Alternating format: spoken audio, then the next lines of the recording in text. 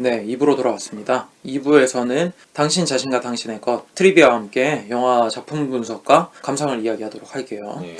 시놉시스는 이렇습니다. 화가인 영수는 여자친구 민정이 술을 마시다가 어느 남자와 크게 싸웠다는 말을 듣게 됩니다. 그날 밤 그 일로 두 사람은 말다툼을 하고 민정은 당분간 서로 보지 말자면서 나가버립니다. 다음 날 영수는 민정을 찾아다니지만 민정을 만날 수가 없습니다. 그러는 사이 영수가 사는 연남동에 민정이인지 민정이 쌍둥이일지 모르는 여자가 술을 마시며 다른 남자들을 만나게 됩니다. 그리고 이 두 인물은 결국 재회하게 됩니다. 이야기를 점점 해보도록 할까요? 영수와 민정의 관계부터 다뤄보고 싶은데 네.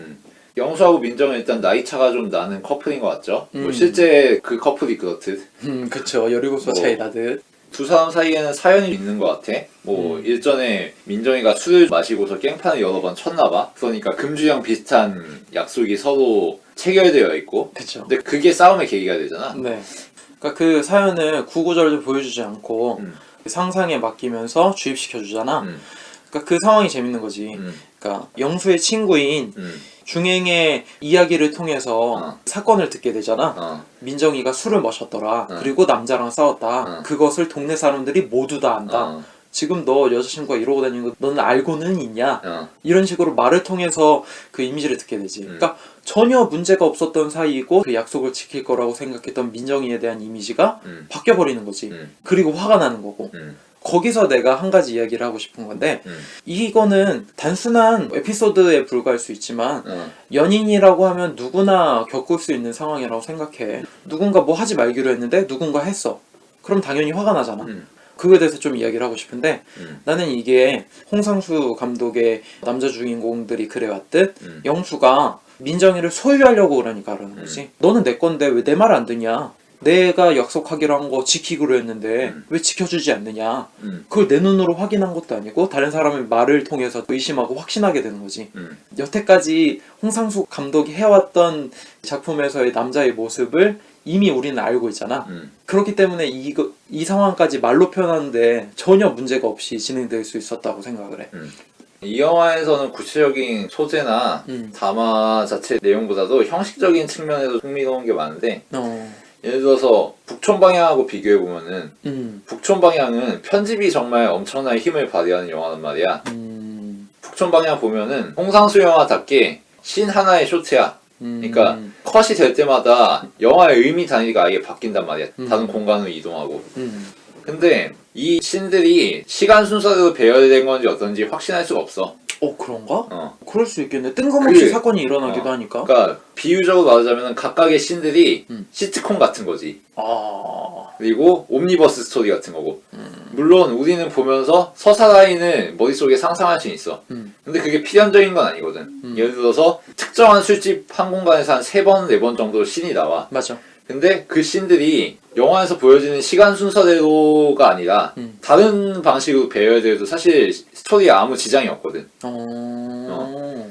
그리고 이게 한 1년, 2년 정도 사이 간격을 두고 일어난 사건들인지 아니면은 하루 동안에 연이어서 일어난 사건들인지 아니면 3, 4일 동안에 연이어서 일어난 사건들인지 명확하게 영화상으로는 구분할 수 없어. 여러 가지 시간선에서 언제 일어날지 모르는 사건들이 영화 하나에 집약되어 있었다고 생각해도 무방한 거지. 각각의 씬들이 일상의 한순간들을 편집해서 통째로 들어가 있는 것처럼 보일 수도 있다는 거지. 이게 이 영화에서도 그대로 드러나는데 당신 자신과 당신의 것에도 이 영화 같은 경우에는 물론 시간 순서는 명확하게 있어. 근데 비슷한 점이라고 한다면은 이 영화상에서 보여지는 서사 라인들 그리고 인물들의 감정들, 사건들이 앞으로도 영원히 반복될 거란 거지. 이전에도 여러 번 있었고 이후에도 여러 번 있을 거고 항상 그럴 거라는 거. 그리고 이 영화는 그 단면 중에 하나만 잘라낸 거라는 거. 마치 북촌 방향이 언제 일어났을지 모르는 무수히 많은 사건 중에서 몇 시까지 사건들을 그냥 추출해서 우리에게 보여주는 것처럼. 그 점에서 굉장히 유사하다는 생각이 들었어.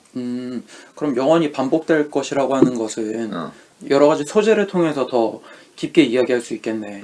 그러니까 예를 들면 첫 번째 사건부터 얘기할 수 있을 것 같아. 그러니까 권혜요 극중 이름 박재영이 민정을 만났는데 처음 만난 게 아니지. 나는 분명히 아는 사람인데 민정이는 처음 만났다고 이야기하는 거야. 그러고 나서 연인 사이처럼 점점 치닫게 되고 똑같이 반복이 되는 거지. 그 전에 있었던 것처럼. 점차 밀접해지면서 쌍둥이 언니가 있었는데 아마 나하고 다른 사람일 거다라고 얘기를 하지. 근데 사실 아니라는 거는 대충 다 알고 재영도 아마 알겠지. 근데 스스로를 속이는 거지. 그 둘의 모습을 보면 결국 그렇게 해서 술을 한잔 하면서 나는 정말 제대로 된 남자를 만나본 적이 없다 라고 이야기하면서 정말 제가 잘하겠다고 정말 열심히 하겠다고 다짐하듯이 이야기를 하잖아. 그러고 나서 또다시 깨지고 그러한 소재가 결국에는 반복되는 거의 첫 걸음이라고 볼 수 있겠네. 앞으로 재영하고 민정이 또 만날 수도 있어. 또 비슷한 이야기를 할 수도 있는 거고. 이전에도 아마 비슷한 얘기가 있었겠지. 그러니까 그 반복되는 양상 속에서 이 영화는 딱 한 단면을 잡아냈다는 거. 마치 지막 끝에서 영원히 반복되는 스토리 중에 두 가지 양상을 잡아낸 다음에 두 개를 붙여서 대비조를 시켜줬듯. 그게 오케이 영화에서도 비슷하게 나오지. 이선균과 문성근을 대비시켜주듯. 그런 반복되는 상황에서의 이야기를 나도 좀 더 하고 싶은데 주인공인 영수 그 캐릭터가 나와 굉장히 많이 닮았다는 생각이 들었어. 이 이야기를 좀 해야 될 것 같은데 네가 김주혁처럼 생겼다고? 그랬으면 좋겠다. 하여튼 그건 아니고 여친이 그러면은 몇 살이야? 14살이네. 하여튼 그건 말이 안 되고 레비나스라고 하는 철학자의 타자성의 철학이 떠올랐는데 이 사람이 주장하는 철학은 이거잖아. 타자는 자아가 될 수 없고 자아 또한 타자가 될 수 없다. 다만 자아와 타자 사이에 무한한 긴장감이 남고 그 긴장감의 시간이 영원할 것이다 라고 이야기를 해. 그리고 나서 우리는 대부분 욕구를 해소하기 위해서 대상을 소유하려고 하고 그 대상을 나에게 종속시키려고 하는 동안 계속 그 대상에 대해 무한한 갈증을 느낄 수밖에 없다고. 이 영화에 나오는 대부분의 남자 배우들이 그렇지만 특히 영수가 이 철학에 가깝게 행동을 해. 극중의 영수가 이렇게 얘기해. 삶에서 가장 중요한 건 사랑이라고. 사랑뿐이라고. 다른 거는 다 요식행위라고. 사랑이 가장 중요하다고.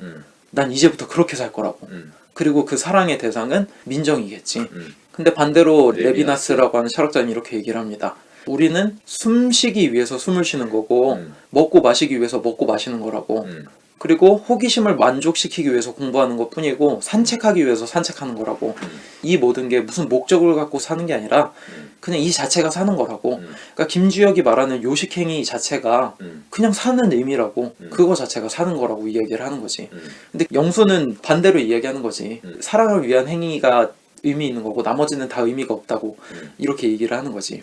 그래서 마지막에 보면은 이런 상황이 나와. 자신이 민정이라고 생각했던 대상을 찾게 되는데 민정이 본인이 아니라고 하잖아. 난 다른 사람이라고. 자꾸 민정이라고 부르지 말라고 이야기하면서 그것을 인정해주는 척하면서 한 방에 머물게 되지. 그리고 나서 민정이 아니라고 말은 하지만 민정이라고 본인은 생각하고 그것을 충족하게 되는 거지. 그러니까 이때 의미 자체가 전화에서 말했던 마리아랑 비슷한 것 같아.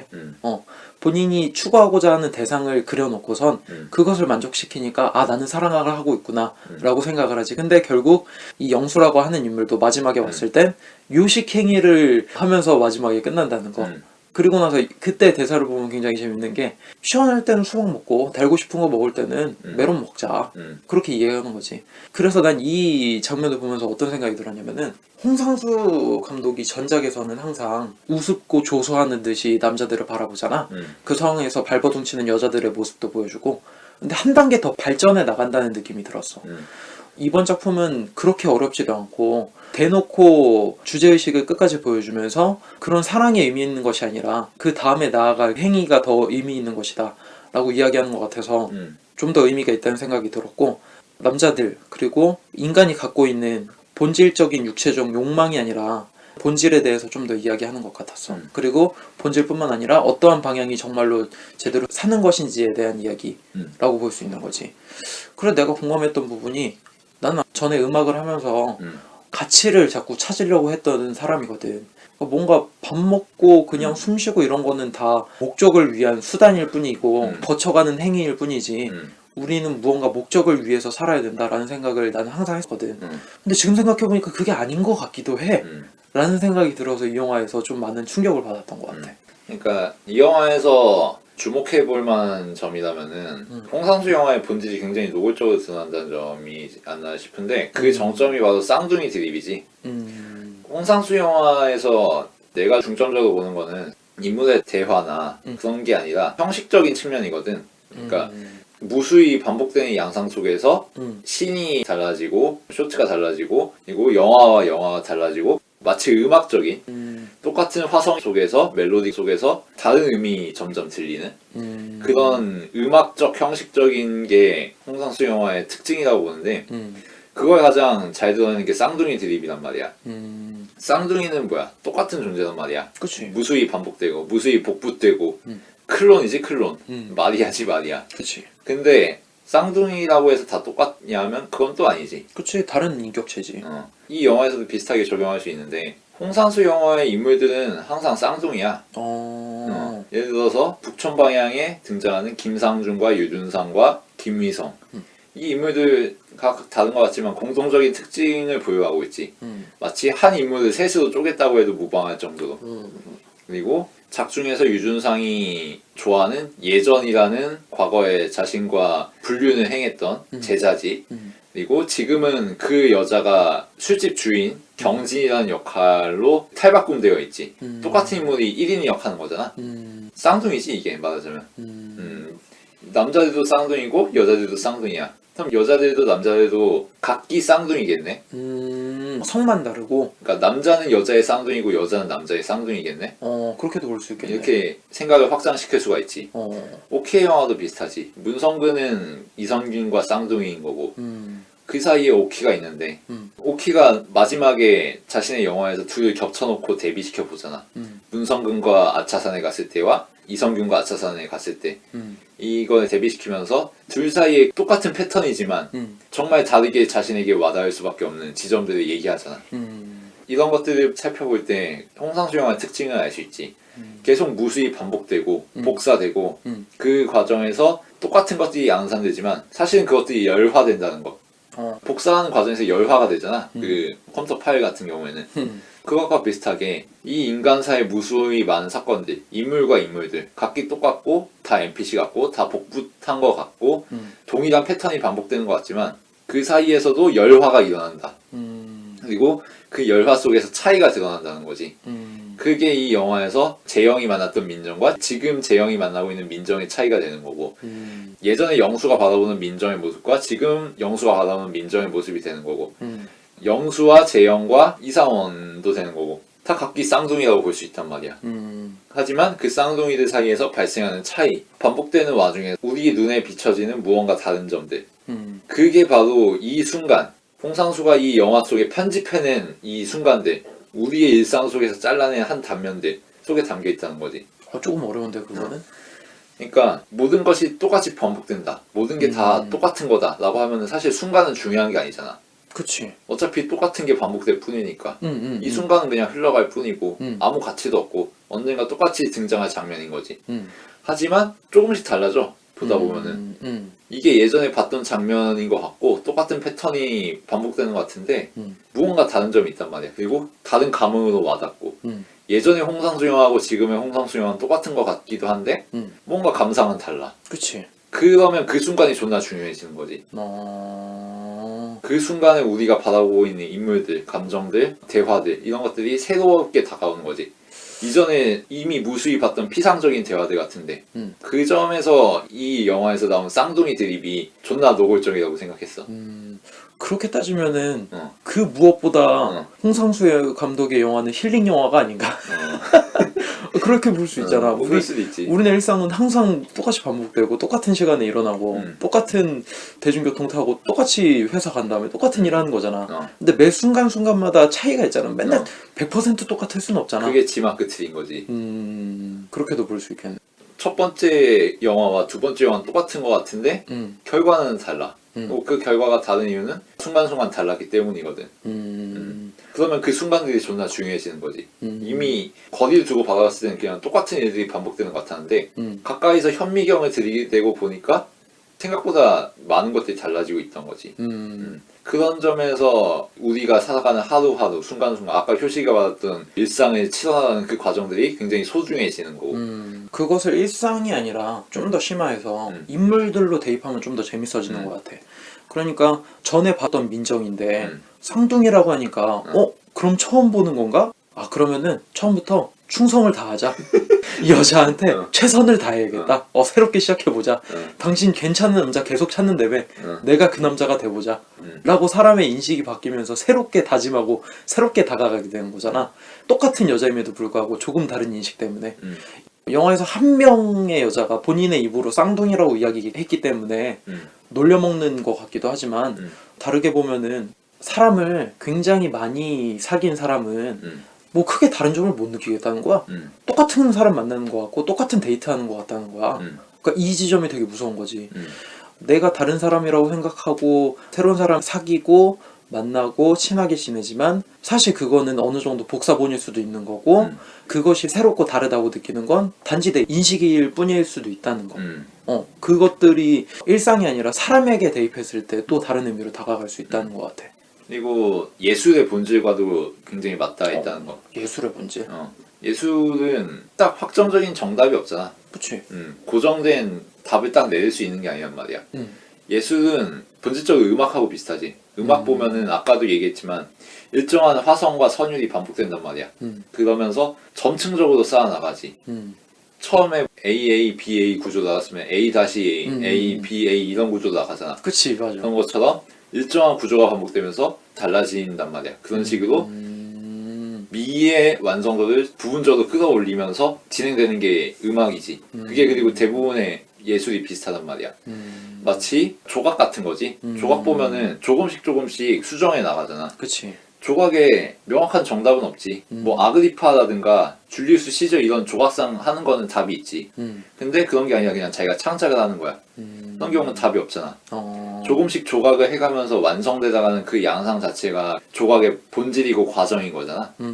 그런 것처럼 홍상수 영화도 비슷하다는 거지. 그 복사 붙여넣기가 무수히 반복되는 게 우리의 일상이고 우리의 인생이고 인물들이고 각각의 홍상수의 영화들인데 그 과정에서 음악적인 효과가 일어난다는 거지.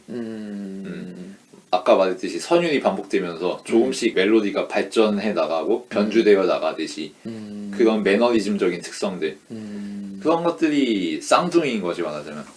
그게 그리고 미의 본질인 거고. 예술은 원래 확정이라는 게 없기 때문에 조금씩 그렇게 일정한 반복 속에서 변주해 나가는 게 예술이다. 그게 우리가 미를 향유하는 방식이다 라는 얘기를 하고 있다고 생각해. 결국 민정이가 쌍둥이인 것처럼 연기하는 것 자체가 홍상수 감독이 추구하고 있는 그 예술의 본질에 대한 이야기를 노골적으로 보여주는 것이라고 볼 수 있겠다. 그치. 다른 쌍둥이도 탈바꿈 해 나가듯이 예술이라는 것도 미라는 것도 조금씩 탈바꿈 해 나가는 그런 현상들에 대한 단면 자르기라는 거지. 확실히 좀 공감 가는 부분이 있는 것 같아. 그러니까 플라톤 같은 경우 보면은 예술을 쓰레기 취급했거든. 왜냐하면은 우리가 살아가는 현실은 이상의 이데아의 껍질일 뿐이란 말이야. 세상에는 초월적인 본질이 있고 핵심이 있는데 우리가 살아가는 세상은 그에 비하면 쓰레기라는 거지. 근데 그걸 모방한 게 예술이고, 그러니까 예술은 존나 쓰레기다 라는 게 플라톤의 생각이었단 말이야. 근데 이런 결과가 나올 수밖에 없는 거는 고정된 본질이 있다는 판단 때문인 거잖아. 그치. 본질은 정해져 있고 현실은 이걸 모방한 거고 그걸 모방한 게 또 예술이니까 예술은 쓸모없어 이거란 말이야. 근데 만약에 고정된 본질이 없다면, 원래 본질이라는 것 자체가 쌍둥이가 복붙해 나가듯 조금씩 바뀌는 거라면 그럼 그 순간순간을 잡아내는 게 존나 중요해지는 거고 그게 예술이라는 거지. 굉장히 재밌는 해석으로 다가옵니다. 자, 그러면은 당신 자신과 당신의 것이라고 하는 영화에서 나오는 배우들의 연기와 상황 설정 그리고 이야기를 통해서 그것을 점점 기호처럼 바라보고 단순화시켜서 결국 예술의 본질을 이야기했다면은 난 좀 더 깊이 들어가서 왜 이 사람들이 그렇게 인식하고 본질에 대해서 자꾸 호도하면서 인식하는지에 대해서 이야기를 하고 싶은데 왜 이 사람들은 다른 새로운 사람이라고 인식했을 때 새로운 마음가짐을 갖고 더 잘하려고 하는지 그것을 이야기하고 싶어요. 그러니까 그것은 사실 인간의 본성인 거지. 새로운 사람을 만나고 육체적으로 끌리고 누군가를 사랑하고 싶고 하는 것들. 근데 여기서 내가 아는 사람인데 왜 아닌 척하는 거에 대해 화를 내는지, 또는 내가 아는 사람이고 나랑 약속을 했는데 그것에 대해서 다른 행동을 했다고 했을 때 내가 왜 화가 나는 건지, 아까도 얘기했지만 결국에는 서로 다른 존재이고 그것을 인정하고 그 선에서 멈춰야 되는 것인데 이 인간의 본성이라는 것이 굉장히 웃긴 게 소유하려고 하는 거지. 계속 더욱더 친밀해지고 싶고 내 것이고 싶고 내가 그 사람의 것이고 싶고 근데 그건 불가능하잖아. 그렇기 때문에 서로 다른 존재가 계속 합쳐질 수 없는 무한한 시간 속에서 어떻게든 하나가 되고 싶어 하는 마음에 계속 이끌리기 때문에 시간만 존재하는 것이 아니라 두 가지의 자아들이 계속 충돌하는 거지. 합쳐졌다가 싸워서 분리됐다가 그 무한한 시간이라고 하는 길을 따라서 똑같은 사람인지 다른 사람인지도 구분은 안 되지만 일단 합쳐지려고 했다가 또 분리되려고 했다가 그것에 대한 계속 반복적인 이야기가 되기 때문에 영화가 끝나고 가장 먼저 느꼈던 게 아, 이 두 사람은 또 싸우겠구나. 그리고 또 헤어졌다가 또 싸우겠구나. 반복될 거라는 느낌이 계속해서 들더라고. 그걸 가장 단적으로 보여주는 장면이 재영과 상원이 민정과 대면하는 장면이지. 3자 대면 하게 되잖아. 막판에. 그때 재영과 상원이 적대감을 서로 가지다가 중학교 동창이라는 걸 깨닫게 되고 그러면서 유대감을 가지게 되지. 그리고 실며시 민정은 도망가게 되고 이거를 그냥 표면적으로 해석하면은 민정이가 둘 다에게 양다리 걸쳤다는 게 뽀록날까봐 도망갔구나 라고 쉽게 해석할 수는 있지. 근데 재밌게 보자면은 이런 거지. 그 각각의 재영과 상원 같은 남자들은 민정을 소유하고 싶었지. 그치. 소유한다는 거는 자신의 스토리 라인 속에서 민정이라는 캐릭터를 가두는 거 아니야. 그렇게 볼 수 있지. 그리고 상원의 스토리 라인에서는 민정은 지금 자신에게 꼬리치던 여자이고 재영의 입장에서 민정은 예전에 자신하고 안 좋게 끝나는데 지금 쌍둥이 들이치면서 다시 관계에 맺으려다가 갑자기 쌩까던 여자인 거지. 그게 각각의 스토리 라인이고 각각의 민정을 소유한 방식이지. 그게 공유가 되는 순간 민정이란 존재는 개작살 나는 거 아니야? 자신만의 그 스토리 라인에서 충돌이 돼버리는 상황이네. 그리고 그 자리에 민정의 자리는 없지. 그러니까 그 자리를 피해 갈 수밖에 없는 거지. 왜냐면 그 두 남자의 상상 속, 두 남자가 생각하는 스토리 라인 속에는 자기의 자리는 없으니까 그렇게 볼 수도 있는 거지. 물론 실제 민정은 그렇게 생각한 게 아니라 그냥 쪽팔려서 도망간 거지만 그치. 그러니까 이걸 좀 상징적으로 보자면 A라는 세계와 B라는 세계가 나란히 가고 있었고 그 두 세계 공존하고 있었는데 민정은 그 두 개가 충돌하는 순간 그 민정이라고 하는 세계 자체가 사라져버릴 수 있다는 그런 이야기라고 될 수 있겠네. 그렇지. 그 세계가 합쳐지는 순간 양다리 걸친 연이라는 스토리 라인이 서버리는 거지. 항상 남자들은 손에 잡히는 스토리 안에서 반복되는 서사 속에서 자신의 베아트리체를 넣고 싶어 하지. 근데 여자들은 항상 그 그물망에서 도망가려고 한다는 거. 그런 게 재밌는 부분이 아닌가 싶고 그게 영수와 민정 사이에도 동일하게 일어난다는 거. 그 지점에서 한 가지 좀 짚어야 될 것 같은데 여기서 보면 되게 재밌는 게 홍상수 감독의 초기 작품을 보면은 굉장히 배드신도 많고 19금 장면이 굉장히 많단 말이야. 그러니까 시각적으로 이 사람들이 어떻게 소유하려고 하고 어떠한 상황인지 어떠한 관계이고 어떠한 갈등이 있는지를 눈을 통해서 직접적으로 보여줘. 시각적으로. 근데 점점 시간이 지나면 지날수록 그런 자극적인 상황이 아니라 둘의 모습을 봤을 때 아 저건 불륜 같다.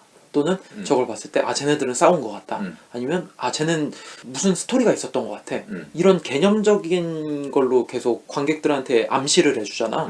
그리고 그러한 암시는 우리가 여태까지 살아왔던 삶을 통해서 바탕으로 충분히 이해할 수 있는 거고 그리고 그 머나먼 뒤편에는 어느 정도 거대한 세계가 충돌하는 것들이 있는 거고 그러한 지점으로 계속 영화를 만들더라고.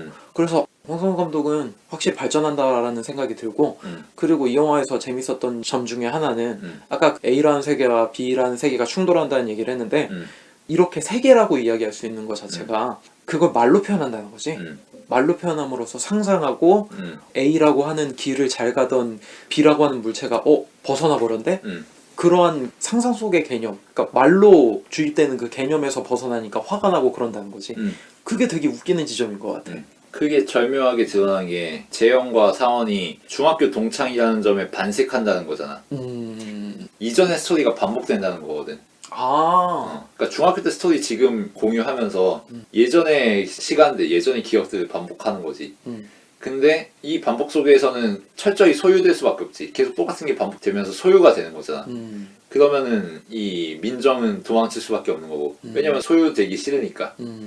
그리고 남은 전에서는 여전히 재영과 상원이 예전 이야기하면서 학창 시절 이야기하면서 존목질하고 있지. 그때 상황도 재밌는 게 대화를 되게 잘 짜놨어. 뭐냐면은 둘이 막 너 중학교 동창 누구 아니냐? 누구 아니냐? 그러다가 오 그렇구나 그러면서 그 다음 씬으로 넘어갔을 때 재영이 과거 얘기를 해. 상원이가 아, 그런 일이 있었냐고? 나 잘 기억이 안 난다고. 아, 왜 기억 안 나냐고? 그랬었다고 말하면서 계속 웃는 거야. 그러면서 아 그랬던 거 같기도 해 라고 하면서 웃는 거잖아. 그거 자체가 되게 재밌는 거지. 누가 한 명은 확실하게 자기만의 스토리를 갖고 있고 과거에 있던 거를 반복해서 얘기를 꺼내는데 상원이는 과거의 스토리가 잘 기억은 안 나지만 그때 같이 소유하고 공유했던 기억이기도 해.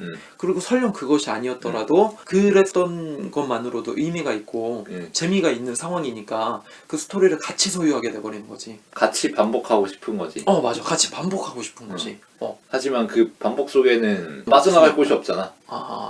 그러니까 거기서 빠져나가는 존재가 생기는 거지. 바로 민정이라고 하는. 갑자기 중요한 개념인 것 같네. 그러니까 아무래도 사랑하는 사람들끼리에는 서로의 스토리를 만들고 서로의 이야기를 만들어서 그 스토리에 밖으로 내보내주기가 싫은 거잖아. 그치. 그렇기 때문에 뭐 사랑하는 사람이 어느 모임을 가고 저 모임을 갈 때 나도 저 스토리에 끼고 싶고 저 사람의 스토리에 끼고 싶은데 그래서 그럴 때 하는 얘기가 뭐야? 너답지 않아. 그런 거 아니야. 너 원래 쿨한 사람이잖아. 이런 거. 참 짚으면 짚을수록 굉장히 흥미로운 얘기였던 것 같습니다. 네. 자 그러면은 충분히 이야기한 것 같으니까 슬슬 마무리 해볼까요? 네. 어느 정도 삶에 대한 태도를 이야기할 수 있는 것 자체가 흥미로운 것 같아요. 그러니까 전에 홍상수 감독의 영화를 봤을 때는 낄낄대고 조소하고 저 사람들 별거 없구나. 반복되면은 뭐 저럴 수도 있겠네. 저렇게 되는구나 라고 생각을 했는데 이번 영화를 보면서 내가 저런데? 저기 좋은 방향이 아니네? 저렇게 되면 무한한 긴장감이 흐르는 시간 안에서 무간지옥에 빠지겠네. 그렇게 될 수밖에 없구나. 저게 인간이지. 저 상태가 지금 나지. 라는 생각을 너무 많이 했어요. 그리고 내가 내 자신으로서 존재함을 느낄 수 있는 거는 결국 요식행위라는 것에 의미를 두지 않으면은 내 자신이 어느 곳에 존재하는가라는 생각이 들기도 했고 그런 것 때문에 많은 생각이 들었고 자아가 타자가 될 수 없는데 내가 누군가를 내 스토리 안에 엮고 그것을 제한하고 통제하고 집착하려고 하는 것이 굉장히 폭력적일 수도 있는 거고 불가능한 걸 자꾸 가능하게 하려다 보니까 고통받는구나 그런 생각 때문에 정말 이번 영화 보면서 많은 교훈을 얻어갑니다. 그래서 을은 허유직이 되고 싶다 라는 생각 때문에 이 영화를 굉장히 감명 깊게 봤고 아까 1부에서도 얘기했지만 누가 홍상수 감독 재밌냐? 홍상수 감독 한번 영화 보고 싶은데 뭘 보면 재밌을까? 라고 얘기했을 때 저는 이 영화를 1순위로 추천할 수 있을 것 같아요. 그렇게 어렵지도 않고 대놓고 보여주는 그 서사 자체가 굉장히 의미 있고 심도 깊다고 생각을 하고 시간이 지났을 때 조금만 곱씹으면 이런 얘기였구나 라고 쉽게 이야기를 해주기 때문에 좋은 작품이라는 생각이 들고 그 포스터 자체도 요즘 트렌드를 따라가는 것 같아서 마음에 들었습니다. 네. 그래서 저는 별점을 주자면 4점을 주고 싶어요. 네. 1점을 뺀 이유는 어쩔 수 없어요. 저는 계속 똑같은 주제, 똑같은 상황, 똑같은 소재로 얘기하면은 물리는 건 사실이에요. 물론 그 지점에서 다른 측면은 있긴 하지만 아까 얘기 안 한 것 중에서 재밌는 소재라면은 민정이 읽고 있는 책입니다. 재영을 만날 때 읽고 있는 책이 있는데 네. 그 책의 이름은 변신이죠. 그쵸. 카프카의 변신인데 네. 카프카의 변신 자체가 어느 날 갑자기 일어나 봤더니 내가 벌레가 되어 있었다. 그래서 가족들에게 경멸을 받다가 결국은 살해되는 뭐 이런 스토리거든요. 그쵸. 이 영화에서 민정이 맡고 있는 역할이 비슷하죠. 변신을 해서 남자들의 스토리 내에서 배제가 되어버리는 뭐 이런 거잖아. 그 점에서 변신이라는 소재를 활용하는 게 굉장히 재밌다는 생각이 들었고 민정이 여러 번 행하는 변신 속에서 달라지는 그 서사 라인 자체도 변신에 나오는 가족들이 주인공을 죽이는 것처럼 이 영화의 민정과 다른 인물들의 관계도 좀 바라볼 수 있지 않을까 라는 생각도 해봤고 그리고 이 영화를 우리선이하고 비교해도 재미있을 것 같은데 우리선이에서는 3명의 중심 등장인물들이 나오죠. 모두 선의를 사모하는 인물들이고 그쵸. 3명은 감정적인 유대를 이루고 있는 것 같지만 사실은 서로 경쟁 관계고 맞아요. 서로가 서로의 복사본인 거지 말하자면 서로가 서로를 선망하고 질투하고 경쟁하는 그런 쌍둥이들 사이에서 달아나는 선이 마지막 장면에서 선의는 빠져나가고 그 셋만이 대면하게 되죠. 그쵸. 이 영화에서도 재영과 영수와 상원 그리고 중행이 그 네 남자는 민정을 어떻게든 포착하려고 해요. 하지만 각각의 시점에서 민정은 다 빠져나가죠. 그리고 마지막에 영수와 민정이 함께하는 씬으로 끝나긴 하지만 그것도 영원하지 않다는 점에서 영원하다는 것이 관객들이 충분히 인지할 수 있는 점이고 그 비슷한 과정들이 또 반복될 거 아니야? 또 영원히 반복되면서 또 영원하지 않겠지. 점수 주자면은 4점 주고 싶고요. 네. 비슷한 상투적인 테마를 가지고 재미나게 변주를 해내지 않았나. 그래서 음악가 홍상수라고 말할 수 있지 않나 싶고 음악가들은 똑같은 곡들을 수백 번 반복하지만 그중에 똑같은 게 하나도 없잖아요. 이런 영화도 비슷한 거라고 생각합니다. 그리고 그게 바로 예술의 본질이 아닌가 싶고 홍상수가 그 지점을 되게 잘 잡아내지 않았나. 굉장히 도발적인 것 같아요. 그러니까 사실 음악은 장르나 비슷한 악기를 맨날 쓰는 음악가들도 있는데 멜로디 조금 바뀌고 아니면은 반복되는 리듬 속에서 조금 변칙적으로 주면은 오 새로운 음악이 나왔다. 오 이번 노래도 좋다. 아 역시 이 장르에선 이 음악가가 짱이다. 뭐 이런 식으로 얘기하는데 홍상수는 항상 소재가 비슷한데 변주되잖아요. 그렇기 때문에 굉장히 도발적인 생각이 들어요. 뭔가 감독이면 막 이번에는 어떤 장르, 저번에는 저런 장르, 뭐 소재는 다른 소재 이런 식으로 가는 게 아니라 항상 같은 소재, 항상 비슷한 이야기임에도 불구하고 그 순간순간 다른 것을 포착함으로써 변주한다는 거 굉장히 도발적이라는 생각이 들고 더 직접적인 거는 연주자들이 똑같은 곡을 계속 반복해서 연주하는 거지. 뭐 어디 뭐 콩쿠르라든지 아니면은 리사이틀, 음악회 이런 데서 모차르트라든지 베토벤 수백 번, 수천 번 반복되어 연주됐잖아. 그치. 근데 그 중에 똑같은 곡이 하나도 없다고. 다 다르겠네. 그게 바로 음악의 연주의 특징인 거잖아. 그리고 그게 사실은 다른 예술에도 적용되는 뭐 이런 거지. 그리고 홍상수가 그 부분에서 가장 밀접한 감독이 아닌가 싶고. 그러면은 뭐 창작자이자 연주자라고도 봐도 못한 거지. 립싱크가 아닌 이상은 연주의 소재는 사실 이쯤 되면 다들 익스큐즈 한 거고 그렇게까지 중요한 건 아닌 거지. 이 소재를 연주하는 순간의 그 느낌, 순간순간의 그 소중함, 뭐 그런 게 좀 더 중점적이지 않을까. 마치 조수미가 까로미오 밴을 젊었을 때 불렀을 때의 느낌과 뭐 나이 한참 들어서의 중년의 느낌과 그것이 다른 것처럼 그런 거지. 그렇게 볼 수 있겠네요. 제가 생각하는 명장면 중 하나는 맨 마지막입니다. 민정과 영수가 한 자리에 잠들고 나서 영수가 눈을 뜨고 일어납니다. 근데 옆에는 민정이가 없어요. 근데 그때 표정을 보면은 지금 꿈을 꾼 건가? 싶을 정도로 영수가 허탈해하고 허전해하는 느낌을 보여줘요. 그래서 민정이가 옆에 있었던 앞에 있던 상황이 꿈인 건지 아니면은 뭐 떠나버린 건지 상상을 하게 만드는데 갑자기 또 민정이가 화면에 딱 들어와요. 수박을 들고 오면서 맞아. 그때 장면 보면은 여러 가지 생각을 할 수 있겠죠. 표면적으로 봤을 때는 이 영수라고 하는 캐릭터는 사랑이 전부라고 인생은 사랑을 위해 있는 거라고 해서 사랑을 했잖아. 사랑을 하고 있는 와중이잖아. 근데 옆에 잠깐 없잖아. 그러니까 허탈해하는 거지. 내가 사랑이 전부라고 생각하고 지금 사랑의 행위를 막바로 한 거잖아. 정말 드러내놓고 상상할 수 있잖아. 그 정도까진. 그러고 나서 옆에 이 사람이 없으니까 이게 뭐지? 사랑을 하고 있는 건가? 사랑인 건가? 내가 사랑을 하면 인생의 전부를 가진 거라고 했는데 가진 거 같지가 않은데? 라는 생각을 하는 것 같으면서 수박을 들고 오는 장면에서 수박 맛있게 먹으면서 끝나는 것 자체가 이런 상황들이 계속 반복될 수밖에 없다는 거. 왜 이렇게 고민을 하게 될 수밖에 없는지에 대한 그런 것들. 그리고 그것을 스미스 군이 계속 얘기했었던 반복되는 예술의 차원에서 어떻게 변주되는지에 대한 이야기. 그것 때문에 재미있었습니다. 예전 작품들이 저에게 있어서는 술 먹고 소리 지면서 거칠은 느낌이었다면 이번 작품은 한꺼풀 내려놓고 고민의 시간을 스크린에 담아냈다는 느낌 때문에 굉장히 재밌는 명장면이 아닐까라는 생각이 들고 아마 김주혁도 실제로 이러지 않을까?